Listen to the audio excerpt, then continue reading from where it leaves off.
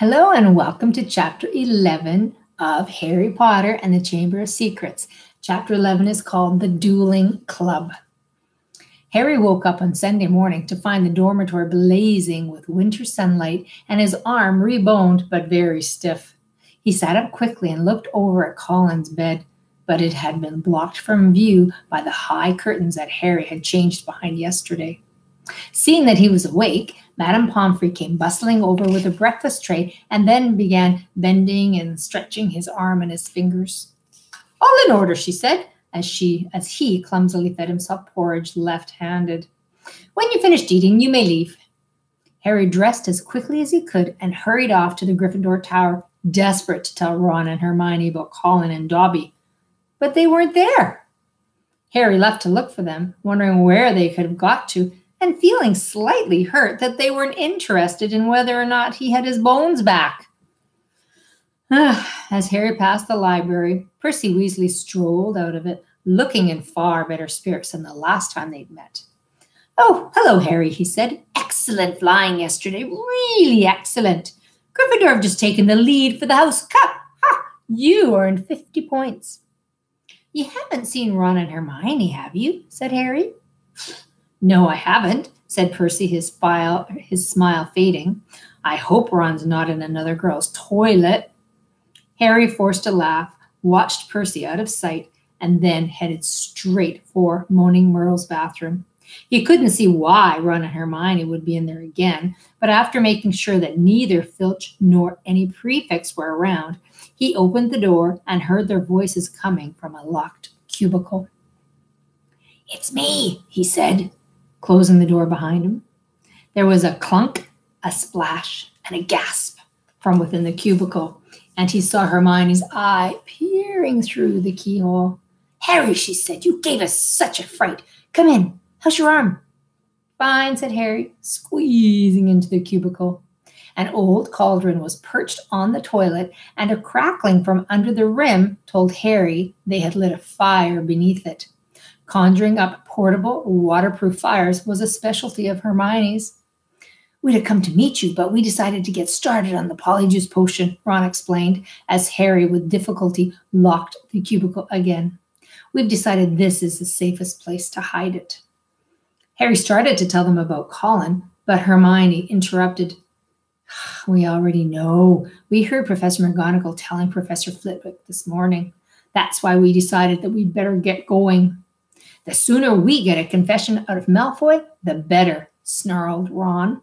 "Do you know what I think? He was in such a foul temper after the Quidditch match. He took it out on Colin." "There's something else," said Harry, watching Hermione tearing bundles of knot grass and throwing them into the potion. "Dobby came to visit me in the middle of the night." Ron and Hermione looked up, amazed. Harry told them everything Dobby had told him, or hadn't told him. Ron and Hermione listened with their mouths open.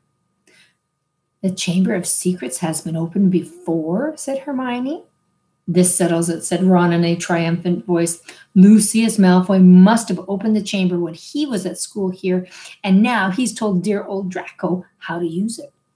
It's obvious. I wish Dobby told you what kind of monster's in there, though. I want to know how come nobody's noticed it sneaking around the school." "Maybe it can make itself invisible," said Hermione, prodding leeches to the bottom of the cauldron. "Or maybe it can disguise itself, pretend to be a suit of armor or something. I've read about chameleon ghouls." "You read too much," Hermione said, Ron pouring dead lace wings on top of the leeches. He crumpled up the empty lace wing bag and looked round at Harry. "So Dobby stopped us getting on the train and broke your arm." He shook his head. "You know what, Harry? If he doesn't stop trying to save your life, he's going to kill you." The news that Colin Creevey had been attacked and was now lying as though dead in the hospital wing had spread through the entire school by Monday morning. The air was suddenly thick with rumor and suspicion. The first years were now moving around the castle in tight-knit groups, as though scared they would be attacked if they ventured forth alone. Ginny Weasley, who sat next to Colin Creevey in Charms, was distraught. But Harry felt that Fred and George were going the wrong way about cheering her up. They were taking it in turns to cover themselves with fur or boils or jump out at her from behind statues. They only stopped when Percy, apoplectic with rage, I don't even know what that word means, told them that he was going to write Mrs. Weasley and tell her Ginny was having nightmares. Meanwhile, hidden from the teachers, a roaring trade in talismans, amulets, and other protected devices was sweeping through the school. Neville Longbottom bought a large, evil-smelling green onion, a pointed purple crystal, and a rotting newt tail before the other Gryffindor boys pointed out that he was in no danger. He was a pureblood and therefore unlikely to be attacked. They went for Filch first, Neville said, his round face fearful, and everyone knows I'm almost a squib. In the second week of December, Professor McGonagall came around as usual, collecting names of those who would be staying at school for Christmas. Harry, Ron, and Hermione signed her list. They had heard that Malfoy was staying, which struck them as very suspicious. The holidays would be the perfect time to use the Polyjuice potion and try to worm a confession out of him. Unfortunately, the potion was only half finished. They still needed the bicorn horn and the boomslang skin, and the only place they were going to get them from was Snape's private stores. Harry privately felt he'd rather face Slytherin's legendary monster than have Snape catch him robbing his office. What we need, said Hermione briskly, as Thursday afternoon's double potions lesson loomed near, is a diversion. Then one of us can sneak into Snape's office and take what we need. Harry and Ron looked at her nervously. I think I'd better do the actual stealing, Hermione continued in a matter-of-fact tone. You two will be expelled if you get into any more trouble. And I've got a clean record. So all you need to do is cause enough mayhem to keep Snape busy for 5 minutes or so. Harry smiled feebly. Deliberately causing mayhem in Snape's potions class was about as safe as poking a sleeping dragon in the eye. Potions lessons took place in one of the large dungeons. Thursday afternoon's lesson proceeded in the usual way. 20 cauldrons stood steaming between the wooden desks, on which stood brass scales and jars of ingredients.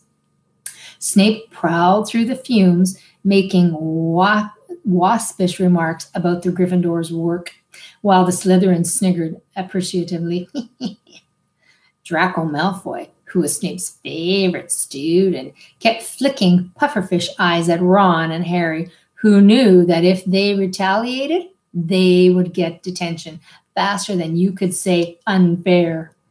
Harry's swelling solution was far too runny, but he had his mind on more important things. He was waiting for Hermione's signal, and he hardly listened to Snape, as Snape paused to sneer at his watery potion. When Snape turned and walked off to bully Neville, Hermione caught Harry's eye and nodded. Harry ducked swiftly down behind his cauldron, pulled one of Fred's filibuster fireworks out of his pocket, and gave it a quick prod with his wand. The firework began to fizz and sputter. Knowing he had only seconds, Harry straightened up, took aim, and lobbed it into the air. It landed right on target in Goyle's cauldron. Ha-ha! Goyle's potion exploded, showering the whole class. People shrieked as splashes of the swelling potion hit them. Malfoy got a faceful, and his nose began to swell up like a balloon. Goyle blundered around, his hands over his eyes, which had expanded to the size of dinner plates. While Snape was trying to restore calm and find out what had happened, through the confusion, Harry saw Hermione slip quietly out the door. Silence! Silence! Snape roared. Anyone who has been splashed, come here for a deflating draft. Oh, when I find out who did this. Harry tried not to laugh as he watched Malfoy hurry forward, his head drooping with the weight of a nose like a small melon. As half the class lumbered up to Snape's desk, some weighed down with arms like clubs, others unable to talk through gigantic puffed up lips. Harry saw Hermione slide back into the dungeon, the front of her robes bulging. When everyone had taken a swig of antidote and the various swellings had subsided, Snape swept over to Goyle's cauldron and scooped out the twisted black remains of the firework. There was a sudden hush. If I ever find out who threw this, Snape whispered, I shall make sure that person is expelled.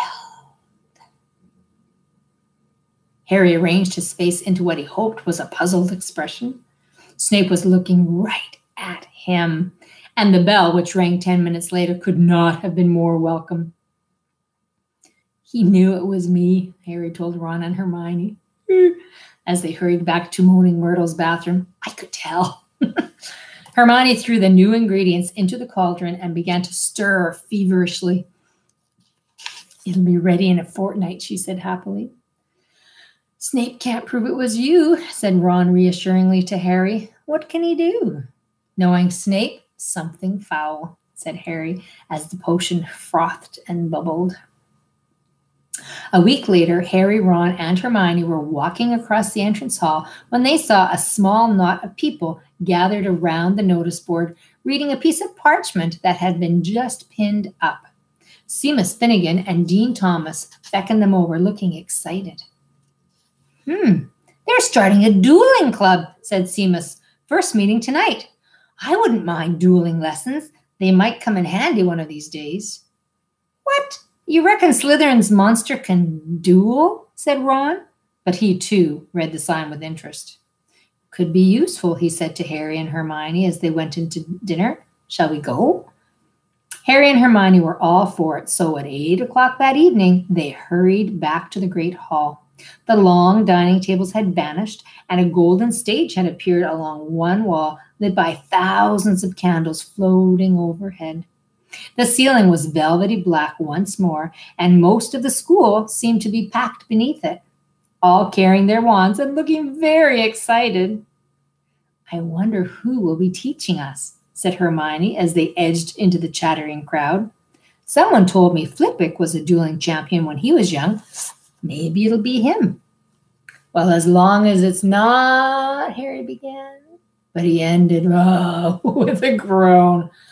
Oh, no. Gilderoy Lockhart was walking onto the stage, resplendent in robes of deep plum and accompanied by none other than Snape, wearing, of course, his usual black. Lockhart waved an arm for silence and called, Gather round, gather round. Can everyone see me? Huh? Can you all hear me? Oh, excellent, excellent, excellent. Now, Professor Dumbledore has granted me permission to start this little dueling club to train you all up in case you ever need to defend yourselves, as I myself have done on countless occasions. For full details, see my published works.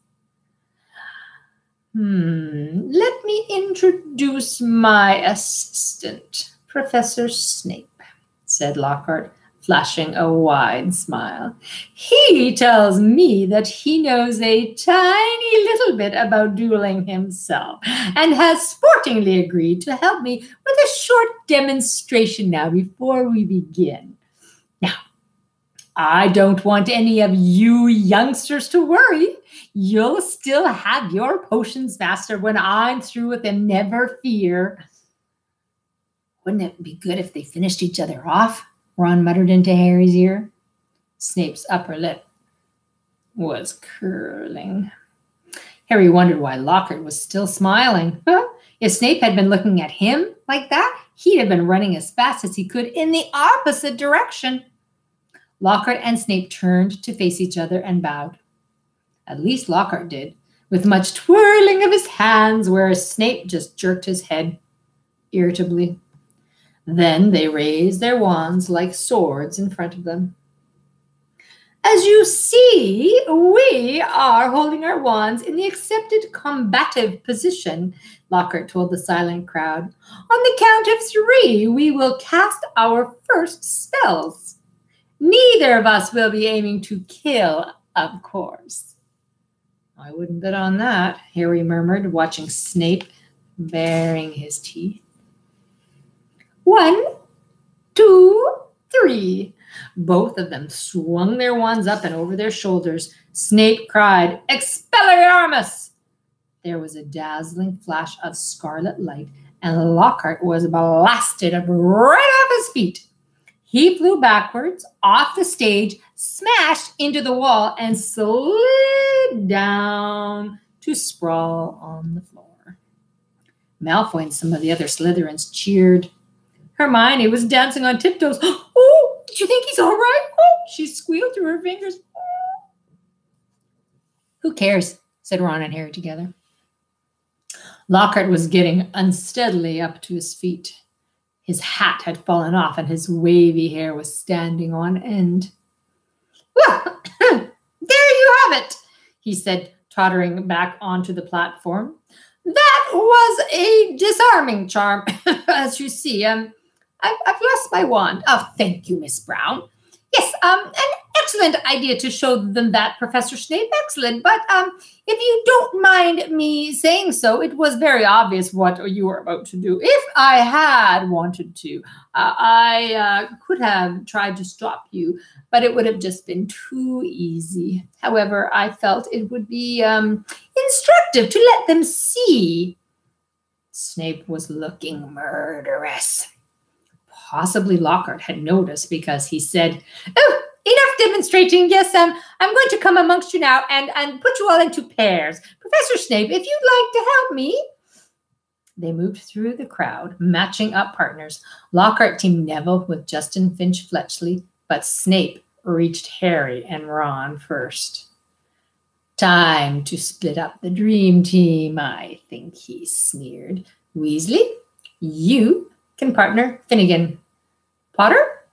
Harry moved automatically towards Hermione. I don't think so, said Snape, smiling coldly.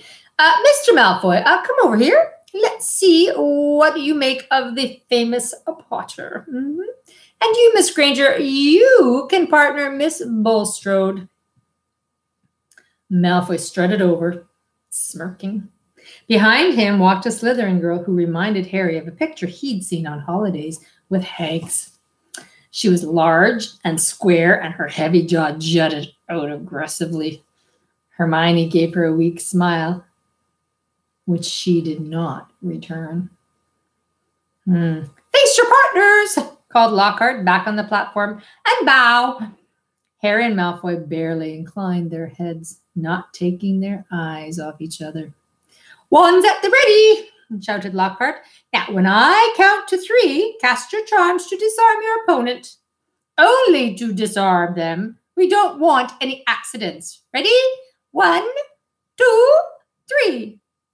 Harry swung his wand over his shoulder, but Malfoy had already started on 2. His spell hit Harry so hard, he felt as though he'd been hit over the head with a saucepan. He stumbled, but everything still seemed to be working, and wasting no more time, Harry pointed his wand straight at Malfoy and shouted, Rictus Umbra! A jet of silver light hit Malfoy in the stomach, and he doubled over, wheezing. I said disarm only, Lockhart shouted in alarm over the heads of the battling crowd as Malfoy sank to his knees. Harry had hit him with a tickling charm, and he could barely move for laughing. Harry hung back with a vague feeling it would be unsporting to bewitch Malfoy while he was on the floor, but this was a mistake. Gasping for breath, Malfoy pointed his wand at Harry's knees, choked, Tarantaglia! And the next second, Harry's legs had begun to jerk around out of his control in kind of a quick step. Stop, stop, stop, screamed Lockhart, but Snape took charge. Finite incantitatum, he shouted. Harry's feet stopped dancing. Malfoy stopped laughing. and they were able to look up. A haze of greenish smoke was hovering over the scene. Both Neville and Justin were laying on the floor, panting. Ron was holding up an ashen-faced Seamus, apologizing for whatever his broken wand had done. Oops. But Hermione and Millicent Bulstrode were still moving. Millicent had Hermione in a headlock, and Hermione was whimpering in pain. Both their wands lay forgotten on the floor. Harry leapt forward and pulled Millicent off. It was difficult. She was a lot bigger than he was. "Dear, dear," said Lockhart, skittering up through the crowd, looking at the aftermath of the duels. "Up you get, Macmillan. Careful there, Miss Fawcett. Pinch it hard. It'll stop bleeding in a second. Boot." "I think I'd better teach you how to block unfriendly spells," said Lockhart, standing flustered in the midst of the hall. He glanced at Snape, whose black eyes glinted, and looked quickly away. "Let's have a volunteer pair. Longbottom and Finch-Fletchley. How about you?" "A bad idea, Professor," Lockhart said, Snape gliding over like a large and malvoyant bat. "Longbottom causes devastation with the simplest of spells. We'll be sending what's left of Finch-Fletchley up to the hospital wing in a matchbox." Neville's round pink face went pinker. "How about Malfoy and Potter?" said Snape with a twisted smile. "Oh, excellent idea," said Lockhart, gesturing Harry and Malfoy into the middle of the hall as the crowd backed away to give them room. "Now, Harry," said Lockhart, "when Draco points his wand at you, you do this." He raised his own wand, attempted a complicated sort of wiggling action, and dropped it. Snape smirked as Lockhart quickly picked it up, saying, "Whoops, my wand is a little overexcited." Snape moved closer to Malfoy, bent down, and whispered something into his ear. Malfoy smirked too. Harry looked nervously up at Lockhart and said, "Professor, could you show me that blocking thing again?" "Scared?" muttered Malfoy, so that Lockhart couldn't hear him. "You wish," said Harry out of the corner of his mouth. Lockhart cuffed Harry merrily on the shoulder. "Oh, just do what I did, Harry." "What, drop my wand?" But Lockhart wasn't listening. 3, 2, 1, go, he shouted. Malfoy raised his wand quickly and bellowed, "Serpensortia!" The end of his wand exploded. Harry watched, aghast, as a long black snake shot out of it, fell heavily onto the floor between them, and raised itself, ready to strike. There were screams as the crowd backed swiftly away, clearing the floor. "Don't move, Potter," said Snape, lazily, clearly enjoying the sight of Harry standing motionless, eye to eye with the angry snake. "I'll get rid of it." "Oh, allow me!" shouted Lockhart. He brandished his wand at the snake, and there was a loud bang. The snake, instead of vanishing, flew 10 feet into the air and fell back to the floor with a loud smack. Enraged, hissing furiously, it slithered straight toward Justin Finch-Fletchley and raised itself again, fangs exposed, poised to strike. Harry wasn't sure what made him do it. He wasn't even aware of deciding to do it. All he knew was that his legs were carrying him forward as though he was on casters, and that he had shouted stupidly at the snake, "Leave him!" And miraculously, inexplicably, the snake slumped to the floor, docile as a thick black garden hose, its eyes now on Harry. Harry felt the fear drain right out of him.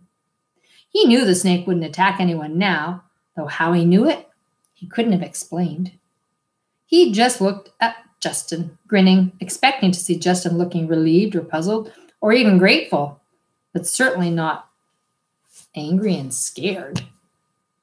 "What do you think you're playing at?" he shouted, And before Harry could say anything, Justin had turned and stormed out of the hall.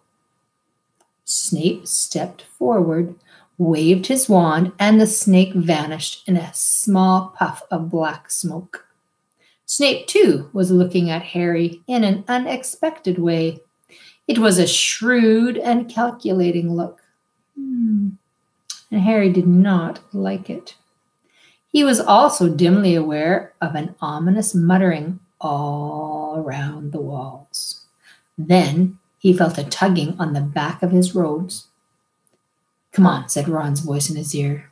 "Come on, move on. Come on." Ron steered him out of the hall, Hermione hurrying alongside them. As they went through the doors, the people on either side drew away as though they were frightened of catching something. Harry didn't have a clue what was going on, and neither Ron nor Hermione explained anything until they dragged him all the way up to the empty Gryffindor common room. Then Ron pushed Harry into an armchair and said, "You're a Parselmouth. Why didn't you tell us?" "I'm a what?" said Harry. "A Parselmouth," said Ron. "You can talk to snakes." "I know," said Harry. "I mean, that's only the second time I've ever done it. I accidentally set a boa constrictor on my cousin Dudley at the zoo once. Long story, but it was telling me that it had never seen Brazil, and I sort of set it free without meaning to. That was before I knew I was a wizard." "Oops." "A boa constrictor told you it had never seen Brazil?" Ron repeated faintly. "So," said Harry, I bet loads of people here can do it." "Oh, no, they can't," said Ron. "It's not a very common gift. Harry, this is bad." "What's bad?" said Harry, starting to feel quite angry. "What's wrong with everyone? Listen, if I hadn't told that snake not to attack Justin..." "Oh, that's what you said to it?" What do you mean? You were there, you heard me." "Oh, no, I heard you speaking Parseltongue," said Ron. "Snake language. You could have been saying anything. No wonder Justin panicked. You sounded like you were egging the snake on or something. It was creepy, you know." Harry gaped at him. "I spoke a different language? But I didn't realize. How can I speak a language without knowing I can speak it?" "Huh." Ron shook his head. Both he and Hermione were looking as though someone had died. Harry couldn't see what was so terrible. "Do you want to tell me what's wrong with stopping a dirty great snake from biting Justin's head off?" he said. "What does it matter how I did it as long as Justin doesn't have to join the headless hunt?" "It matters," said Hermione, speaking at last in a hushed voice, "because being able to talk to snakes was what Salazar Slytherin was famous for. That's why the symbol for the Slytherin house is a serpent." Harry's mouth fell open. "Exactly," said Ron. "And now the whole school is going to think that you're his great-great-great-great-grandson or something." "But I'm not," said Harry with a panic that he couldn't quite explain. You'll find that hard to prove," said Hermione. "He lived about 1,000 years ago. For all we know, you could be." Harry lay awake for hours that night. Through a gap in the hangings around his four-poster, he watched the snow start drifting past the tower window and wondered, could he be a descendant of Salazar Slytherin? He didn't know anything about his father's family after all. The Dursleys had always forbidden questions about his wizarding relatives. Quietly, Harry tried to say something in Parseltongue. The words wouldn't come. It seemed he had to be face to face with a snake to do it. "But I'm in Gryffindor," Harry thought. "The Sorting Hat wouldn't have put me in here if I had Slytherin blood." "Ah," said a nasty little voice in his brain, "but the Sorting Hat wanted to put you in Slytherin. Don't you remember?" Harry turned over. He'd see Justin next day in herbology, and he'd explain that he'd been calling the snake off, not egging it on, which he thought angrily pummeling his pillow. Any fool should have realized. By next morning, however, the snow that had begun in the night had turned into a blizzard so thick that the last herbology lesson of term was cancelled. Professor Sprout wanted to fit socks and scarves on the mandrakes, a tricky operation that she would entrust to no one else, now that it was so important for the mandrakes to grow quickly and revive Mrs. Norris and Colin Creevey. Harry fretted about this next to the fire in the Gryffindor common room, while Ron and Hermione used their lesson off to play a game of wizard chess. For heaven's sakes, Harry, said Hermione, exasperated as one of Ron's bishops wrestled her knight off his horse and dragged him off the board. Go and find Justin if it's so important to you. So Harry got up and left through the portrait hole, wondering where Justin might be. The castle was darker than it usually was in the daytime because of the thick, swirling gray snow at every window. Shivering, Harry walked past classrooms where lessons were taking place, catching snatches of what was happening within. Professor McGonagall was shouting at someone who, by the sound of it, had turned his friend Oopsie into a badger. Resisting the urge to take a look, Harry walked on by, thinking that Justin might be using his free lessons to catch up on some work, and deciding to check the library first. A group of Hufflepuffs who should have been in herbology were indeed sitting at the back of the library, but they didn't seem to be working. Between the long lines of high bookshelves, Harry could see that their heads were close together and they were having what looked like an absorbing conversation. He couldn't see whether Justin was among them. He was walking towards them when something of what they were saying met his ears, and he paused to listen, hidden in the invisibility section. So anyway, a stout boy was saying, I told Justin to hide up in our dormitory.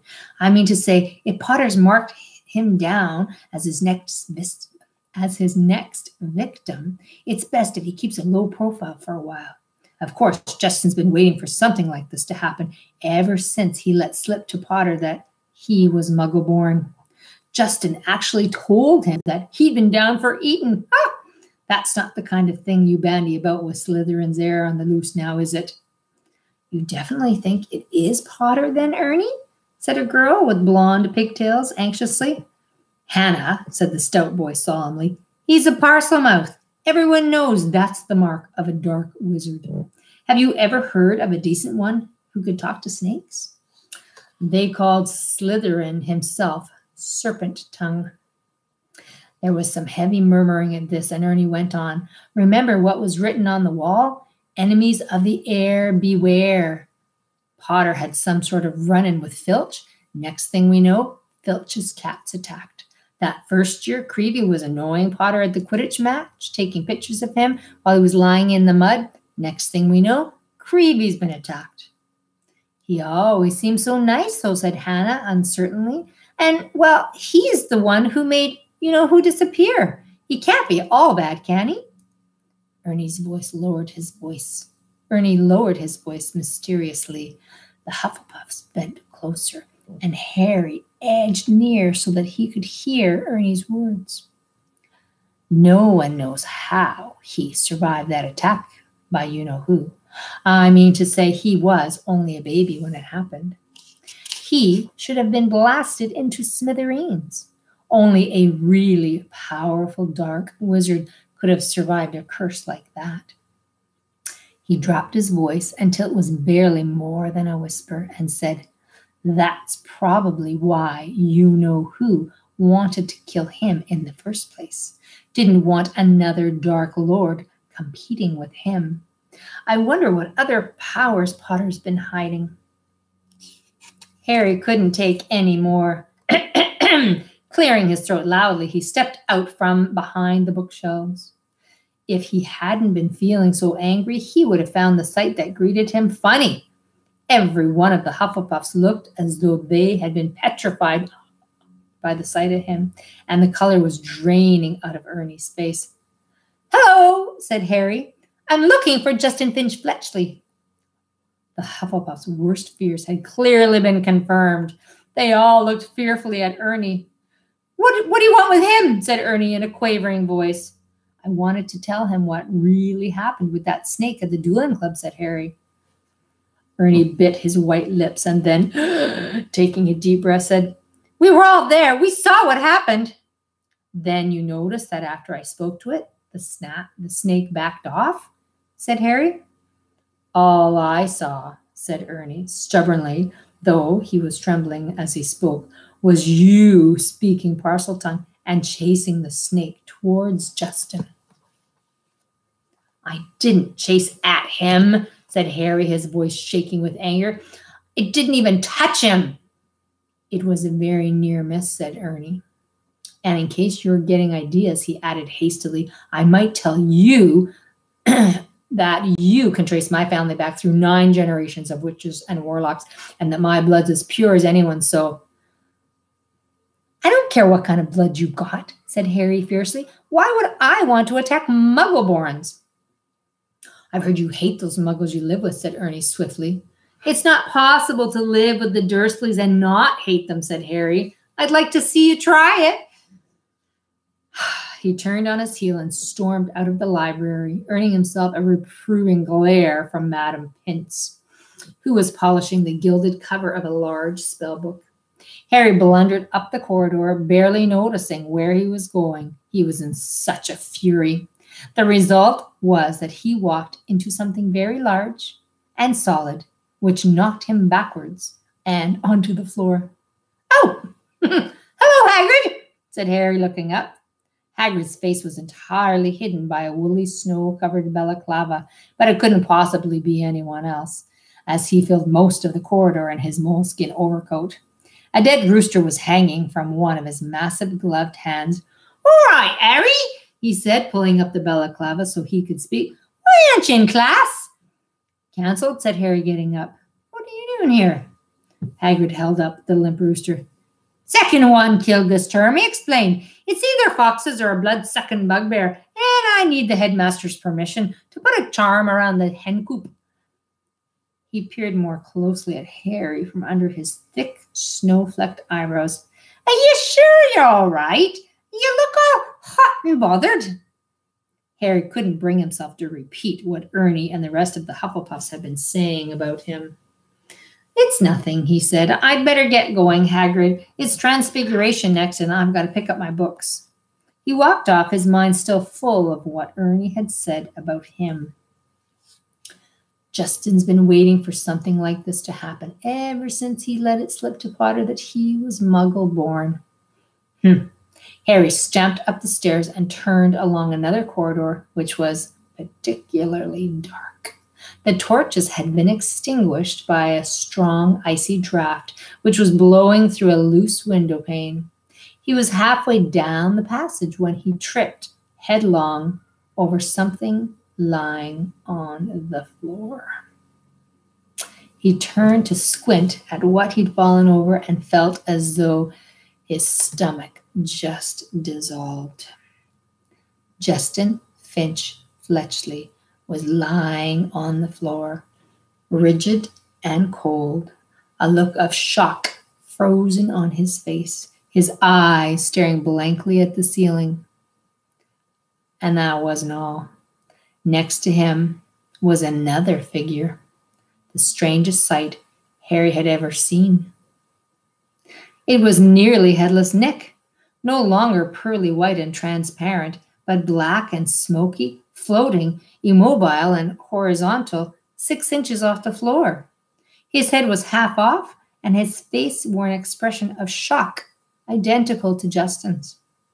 Harry got to his feet, his breathing fast and shallow, his heart doing a kind of drum roll against his ribs. He looked wildly up and down the deserted corridor and saw a line of spiders scuttling as fast as they could away from the bodies. The only sounds were the muffled voices of teachers from the classes on either side. He could run, and no one would ever know that he had been there. But he couldn't just leave them lying there. He had to get help. Would anyone believe that he hadn't anything to do with this? As he stood there, panicking, a door right next to him opened with a bang. Peeves, the poltergeist, came shooting out. "Why, it's Potter wee Potter, Potty wee Potter," cackled Peeves. knocking Harry's glasses askew as he bounced past him. "What's Potter up to? Why is Potter lurking?" Oh. Peeves stopped halfway through a mid-air somersault. Upside down, he spotted Justin and nearly headless Nick. He flipped to the right side up, filled his lungs, and before Harry could stop him, screamed, "Attack! Attack! Another attack! No mortal ghost is safe! Run for your lives! Attack!" Crash, crash, crash. Door after door flew open along the corridor, and people flooded out. For several long minutes, there was a scene of such confusion that Justin was in danger of being squashed, and people kept standing in nearly headless Nick. Harry found himself pinned against the wall as the teachers shouted for quiet. Professor McGonagall came running, followed by her own class, one of whom still had black and white striped hair. She used her wand to set up a loud bang, which restored silence, and ordered everyone back to their classes. No sooner had the scene cleared somewhat than Ernie, the Hufflepuff, arrived, panting on the scene. "Ha! Caught in the act!" Ernie yelled, his face stark white, pointing his finger dramatically at Harry. "That will do, Macmillan," said Professor McGonagall sharply. Peeves was bobbing overhead now, grinning wickedly, surveying the scene. Peeves always loved chaos. Ha ha! As the teachers bent over Justin and nearly headless Nick, examining them, Peeves broke into song. "Oh, Potter, you rotter, oh, what have you done? You're killing our students. You think it's good fun." "That's enough, Peeves," barked Professor McGonagall, and Peeves zoomed way backwards, his tongue out at Harry. Justin was carried up to the hospital wing by Professor Flitwick and Professor Sinistra of the astronomy department, but nobody seemed to know what to do for nearly headless Nick. In the end, Professor McGonagall conjured a fan out of thin air, which she gave to Ernie with instructions to waft nearly headless Nick up the stairs. This Ernie did, fanning Nick along like a silent black hovercraft. This left Harry and Professor McGonagall alone together. "This way, Potter," she said. "Professor," said Harry, "well, I swear I didn't." "This is out of my hands, Potter," said Professor McGonagall curtly. They marched in silence around a corner, and she stopped before a large and extremely ugly stone gargoyle. "Sherbet lemon," she said. This was evidently a password, because the gargoyle sprang suddenly to life and hopped aside as the wall behind him split in two. Even full of dread for what was coming, Harry couldn't fail to be amazed. Behind the wall was a spiral staircase which was moving smoothly upwards, like an escalator. As he and Professor McGonagall stepped onto it, Harry heard the wall thud closed behind them. They rose upwards in circles, higher and higher, until at last, slightly dizzy, Harry could see a gleaming oak door ahead, with a brass knocker in the shape of a griffin. He knew where he was being taken. This must be where Dumbledore lived. And that is the end of chapter 11.